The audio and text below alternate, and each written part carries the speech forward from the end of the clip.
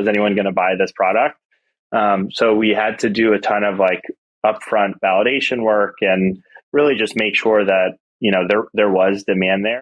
Welcome to Honest Ecommerce, a podcast dedicated to cutting through the BS and finding actionable advice for online store owners. I'm your host, Chase Clymer, and I believe running a direct-to-consumer brand does not have to be complicated or a guessing game. On this podcast, we interview founders and experts who are putting in the work and creating real results. I also share my own insights from running our top Shopify consultancy, Electric Eye. We cut the fluff in favor of facts to help you grow your e-commerce business. Let's get on with the show. Hey everybody, welcome back to another episode of Honest Ecommerce. Today I'm welcoming to the show a seasoned product development specialist. He's a supply chain pro as well. He's founded a product development firm by the name of Doris Dev, and it spun out some awesome ventures including Canopy and Factored Quality. Justin, welcome to the show. Thanks so much for having me, Chase. Awesome. All right, let's just quickly, before we really dive into it, let's talk about Canopy, which is going to be kind of the star of the show today. What kind of products is Canopy bringing to market? For sure. So Canopy introduced its hero product, which is an award-winning bedside humidifier that has some light technology baked in that helps prevent mold from growing inside, makes it super easy to maintain, and we built in an aroma diffusion feature for home scenting, which makes it the cleanest, best humidifier in the market, and addressed a ton of pain points around what people hated around humidifiers in the past. Awesome. This is going to be such a fun conversation. So take me back in time. Where did kind of the idea for Canopy come from? How did you kind of get this thing started? Yeah, for sure. So I guess for some context, my background is I go deep in developing consumer products. Have spent the last 10 plus years in kind of the world of making and commercializing consumer products for scale, both on the design side and then the supply chain side. So that's kind of my background and where I started with this. And the genesis of Canopy actually came about because my partner at the product development firm that I started a few years back, his girlfriend was using a humidifier kind of as a beauty hack, year round for her skin. And she had this weekly ritual of breaking out Q-tips and vinegar to clean it out so it wouldn't mold over. And we kind of thought that was interesting. It's this product that she was using all the time and kind of had daily interactions with, but had this like very common and typical pain point of trying to keep it clean.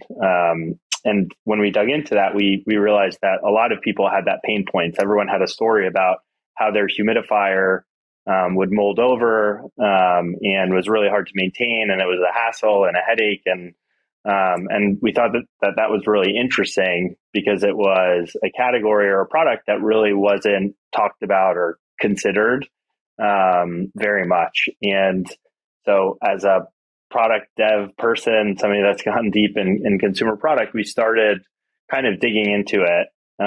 First kind of looking at, the features and things that we could improve on, and spent about a year of doing R&D on what ultimately became Canopy.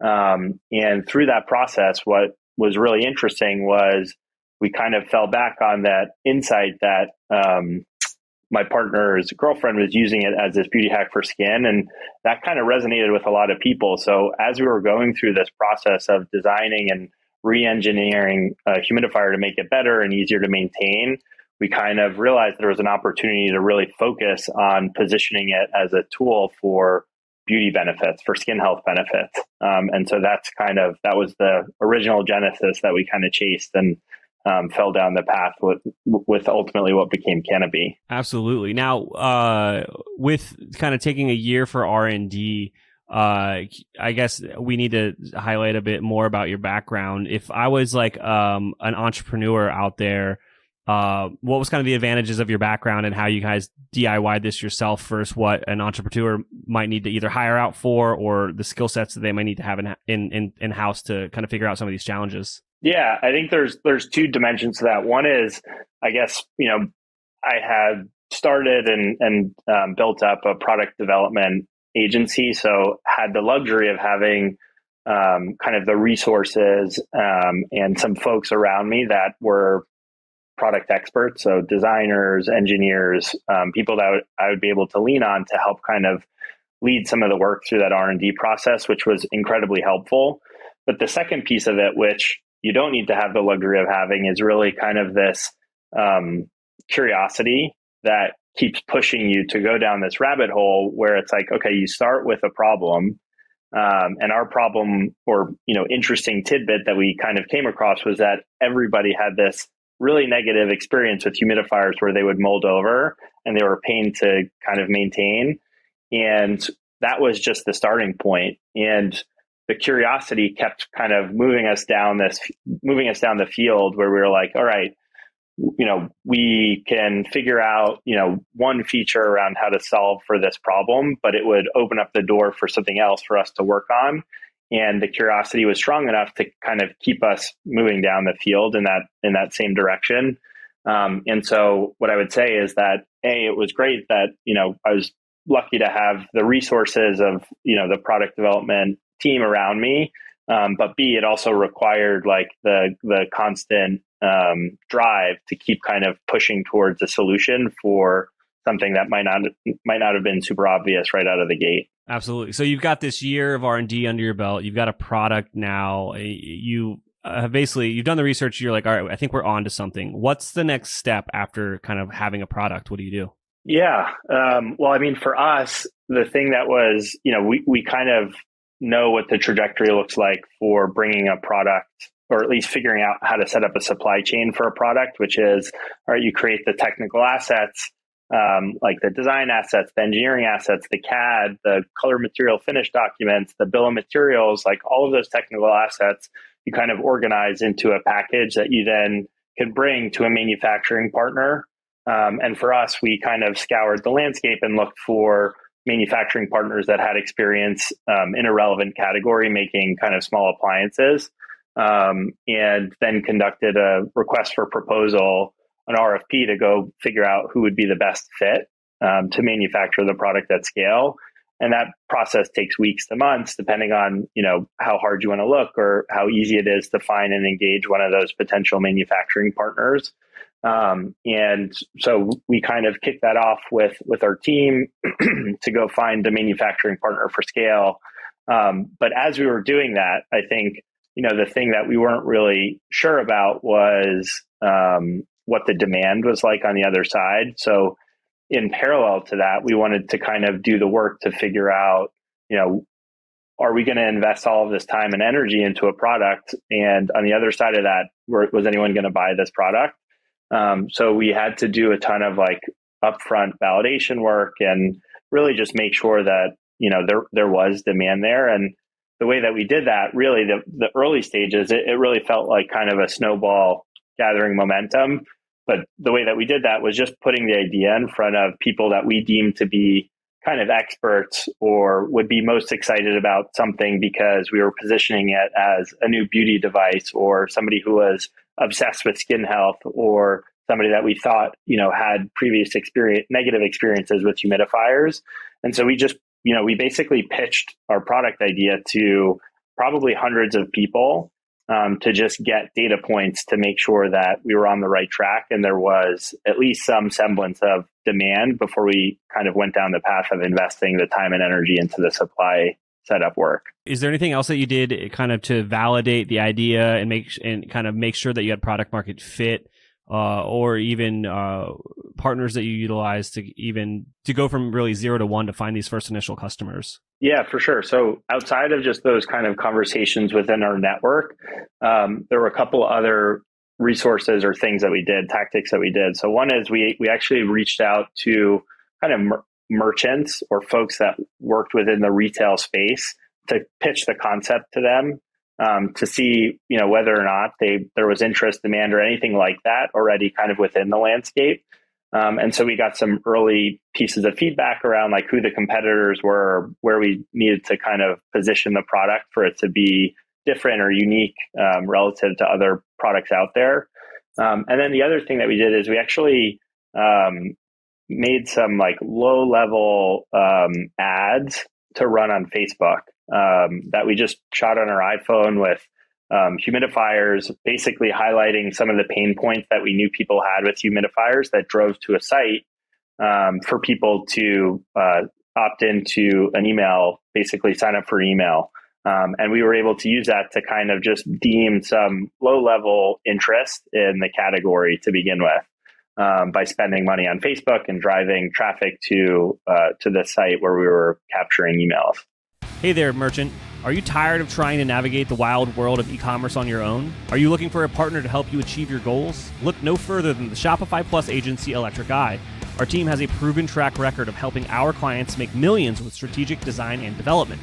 Whether you're migrating from a legacy platform to Shopify, designing a new theme for your store, or just looking to optimize what you already have, Electric Eye is the perfect partner for you. Electric Eye are true Shopify experts. Not only is our Shopify knowledge unparalleled, but we have partnerships with all the best tech in the Shopify ecosystem. And don't worry, we're easy to get a hold of. Our clients rave about our fast communication. So here's the deal. If you're an e-commerce business doing over $1 million a year, you can receive a complimentary Shopify diagnostic from our team of experts. That's free, personalized, strategic recommendations to improve your store and grow your business. To get started, head on over to electriceye.io/connect to schedule an intro call with one of our experts. That's electriceye.io/connect. You guys are validating this product. You have some initial feedback from Facebook and the people that you've interviewed. And now when you went up to these merchants and talked to them, were these wholesale merchants or what was it? Yeah, they were wholesale merchants and actually people that worked in kind of retail agencies. We had some friends that were working for basically rep firms that were able to kind of ask about the product concept and what they saw within the category. So there were like rep firms that were selling into like the Targets of the world or even on Amazon. And it was more, I would say, anecdotal or qualitative to just kind of get some data points around like, hey, what did they see in this category and where could we kind of create a differentiation for the product that we wanted to launch. Awesome. So you guys have got a product, you've got some validation. What was the go-to-market strategy? How did you kind of launch this? Yeah, well, I think so.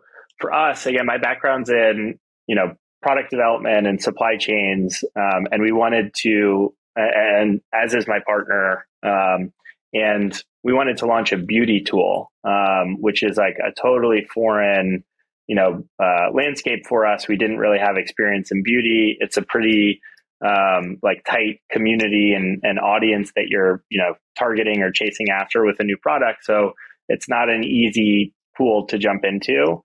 And so kind of our first step that we wanted to do was really bring an expert into the fold to help us kind of navigate the beauty landscape. And so we tapped into our network, meaning like our friends and acquaintances and work colleagues and basically tried to find somebody who could kind of assist us to position the brand within the beauty sphere. And we were lucky enough to have somebody that had started, a really successful beauty brand that connected us with somebody that we initially started conversations with just to kind of get some like advisory help. But that relationship ultimately culminated with that person joining us as kind of one of our co-founders and now is our CMO for Canopy. And his background, we were very lucky, is, he was an early employee at Birchbox and went on to incubate a beauty brand at Walmart after that, but had, 10 plus years in the beauty world, basically building and launching new brands. And so he brought just like this vast knowledge and understanding of the landscape that we really didn't have. And it was, really a quick fire kind of education and kind of support system into jumping into that pool.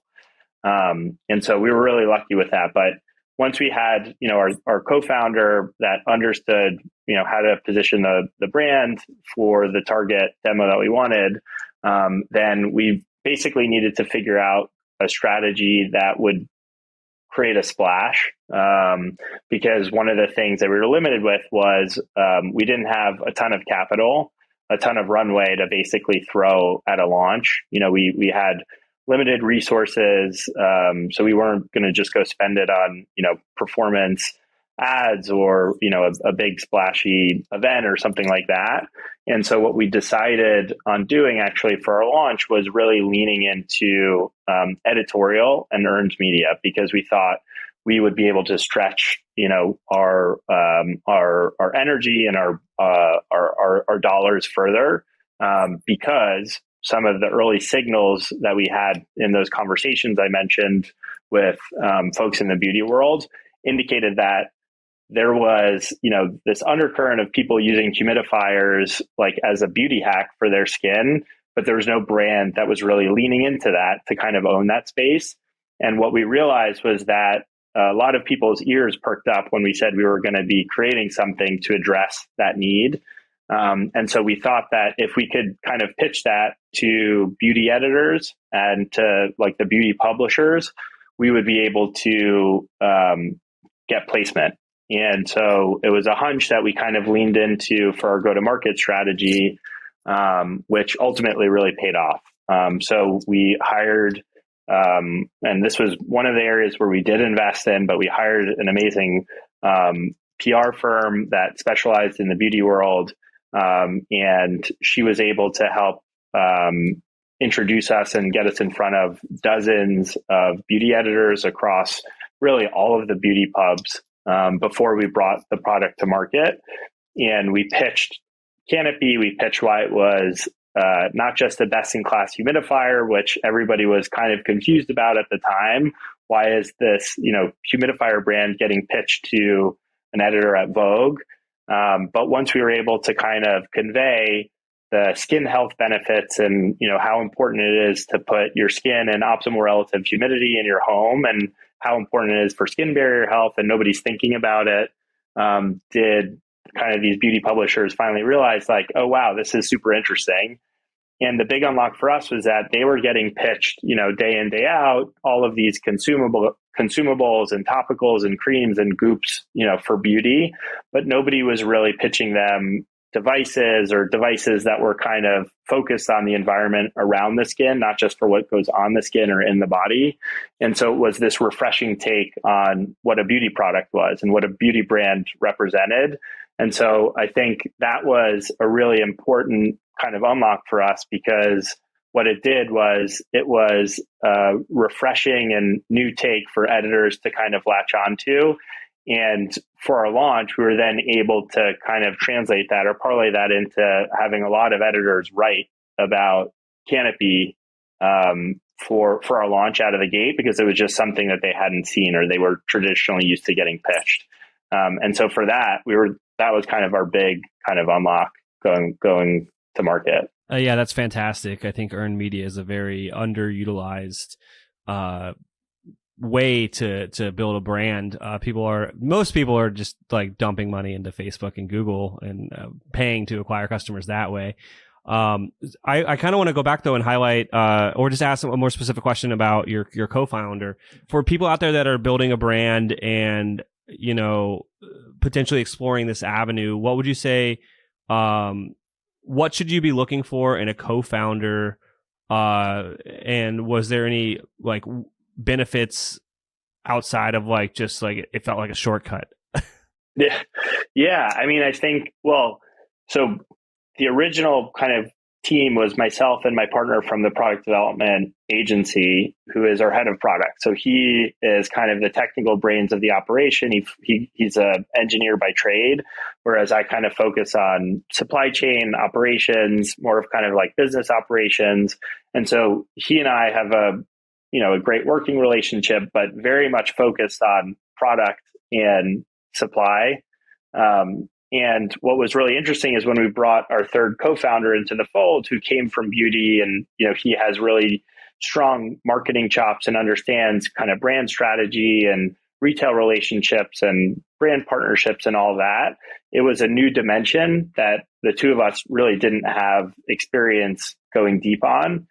And the other thing that was really helpful, which I think a lot of folks are thinking about when they're thinking about bringing on co-founders, is actually bringing a third person into the fold. So not just two, but a third co-founder into the fold to be a decision maker was really helpful for us, because it created a really strong sense of balance with differing perspectives for all of the kind of critical decisions that needed to get made going from 0 to 1.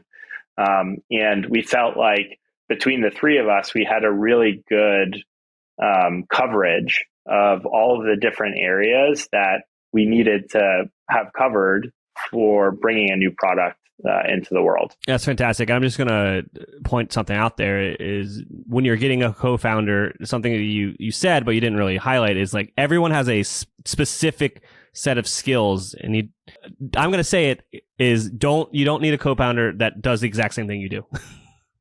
For sure. Yeah. Because you don't want to have too many cooks in the same kitchen. You want to be able to create discrete lanes and people can get into their lanes. So you guys launched this product with PR and things are going. Is there anything that you can share kind of that you've learned since the launch? Like how are things going? Yeah, things have been going great. I mean, we've been in market now for a little over 2 years. And one of the things that we are most excited about with the product is there's actually a replenishment component to the product. So it's not just a device. It's a humidifier. There's a filter inside the humidifier that filters out metals and minerals and kind of gunk from your tap water. So you can just use tap water in the humidifier. And that filter gets consumed every 6 weeks. And something that was really interesting that we've kind of built a big part of the business around was because of how the product is architected with this filter, there's no steam that comes out of the humidifier like traditional humidifiers. So you don't see any mist. And one of the early signs or pieces of feedback that we got from testers was that they were confused that this was a humidifier that didn't have any mist or you couldn't see anything visible coming out of the device. So you didn't know what was on. And that was one of the reasons we included an aroma diffusion feature in the product was because we wanted to give that signal that the device was working through scent. And so we incorporated this really innovative way to diffuse scent using these pucks where you drip some fragrance oil into the puck and then the fragrances evaporate. And that's how it's basically like a reed diffuser on steroids. And so that kind of snowballed into its own thing, which is that people loved the aroma diffuser feature on the humidifier. And what we ended up doing was we initially launched the product just with a filter subscription. And after about 6 months, we were hearing from people that were using the aroma diffuser feature that they loved it so much. And what we ended up doing was introducing a second type of subscription where people could opt into also getting new aroma kits with every filter that they got on subscription. And so all of a sudden we took our subscription business where it was really only utility, right? You're getting a filter, you're replacing that filter every 6 weeks. And we were incorporating kind of this aspect of delight because people just love the aroma diffusion feature so much. And so from that, the next step we did was we started introducing and rolling out new aroma kits every quarter. And instead of just doing them ourselves, meaning Canopy branded aroma kits, we started partnering with other brands and we would do limited edition versions of our aroma kits. So over the last 2 years, we've done those limited edition aroma kits with brands like Prose, Laneige, Curie, Lalo, Open Spaces, The Sill, and we have a bunch in the hopper where we're going to continue to introduce new limited edition versions of the aroma kits with brand partners. And it's become like a really important part of the product offering. People love our aroma kits. People love getting the aroma subscriptions because they're getting a new one every quarter or every 6 weeks. And some of those are these limited edition versions that we've done with other brand partners. And on top of that is that's become a really important vehicle for growth as well. Because every time we do these limited edition partnerships, those brand partners are introducing Canopy to their audiences, to their customers. So it's become like this really incredible kind of flywheel where it started with kind of a reaction to incorporating a feature into the product so that people knew that it was a humidifier and the thing was working. And it's now snowballed into something that's become a really critical part of kind of the growth engine and a product feature and total kind of almost like a business line that our customers love. That's it's fantastic little growth hack there. And I was waiting for you to mention just the fact that you're basically just acquiring a bunch of almost free customers with these partnerships. It's so fantastic. Before we go here, let's talk a little bit about your history. And you're still running Doris Dev, and we just kind of glossed over factored quality as well. So kind of let the listeners know about kind of the other things that you have going on. Yeah, for sure. So the genesis of Canopy came out of Doris Dev, which is a product development company that I started about 7 years ago. Essentially, it's a service business that helps other teams, entrepreneurs, companies bring new physical products to market. And the Doris Dev team has internal teams to lead industrial design, engineering, sourcing, supply chain setup and management, fulfillment operations. So really everything from ideation all the way through shipping of physical goods. And so I've been working in that space, again, 10 plus years, and Doris Dev has worked with some really incredible brands to help them bring their product ideas to market and help them scale with operations kind of in the background. And that's been an incredible experience in and of itself, right? We've gotten the opportunity to work with world-class entrepreneurs, some incredible brands, learn about, different strategies of bringing product to market and what works, what doesn't work, and all of that.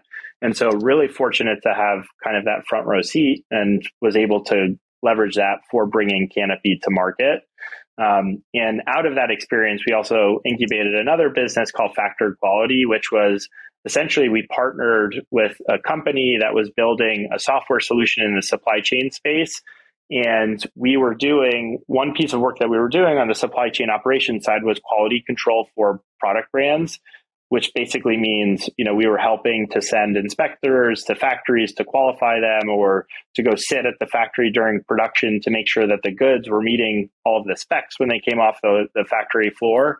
And there was no digital, something that we noticed was there was no digital solution of, for all of that work that was happening, or there was no source of truth for everything that we did as it related to quality control operations. So we ended up partnering with a software team that built a software platform for that work.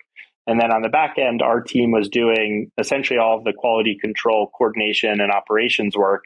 And all of the data now funnels into this platform called Factored Quality. And through the platform, we've been able to tap into some really incredible insights and provide some really great, essentially, perspective on making really good decisions around supply chain operations and quality control for physical product brands. All of it stems back to this experience of essentially working in consumer goods, building something end to end, getting the perspective of what it takes to go from concept all the way through shipping, and then tapping into kind of learnings to do interesting things with the infrastructure that we built. That's fantastic. Now, is there anything I didn't ask you about today that you want to share with our audience?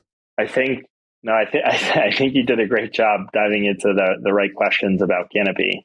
Awesome. Thank you so much. So if I'm a listener and I'm curious about Canopy, Doris Dev, Factored Quality, your birthday, what do I do? How do I get a hold of you? Yeah, the easiest place is probably to find me on LinkedIn, Justin Seidenfeld. Also, always happy to get an email. It's justin@dorisdev.com or justin@getcanopy.co. Awesome. Thank you so much for coming on the show today, Justin. Thanks so much for having me, Chase. We can't thank our guests enough for coming on the show and sharing their knowledge and journey with us. We've got a lot to think about and potentially add into our own businesses. You can find all the links in the show notes. You can subscribe to the newsletter at honestecommerce.co to get each episode delivered right into your inbox. If you're enjoying this content, consider leaving a review on iTunes. That really helps us out. Lastly, if you're a store owner looking for an amazing partner to help you get your Shopify store to the next level, reach out to Electric Eye at electriceye.io/connect. Until next time.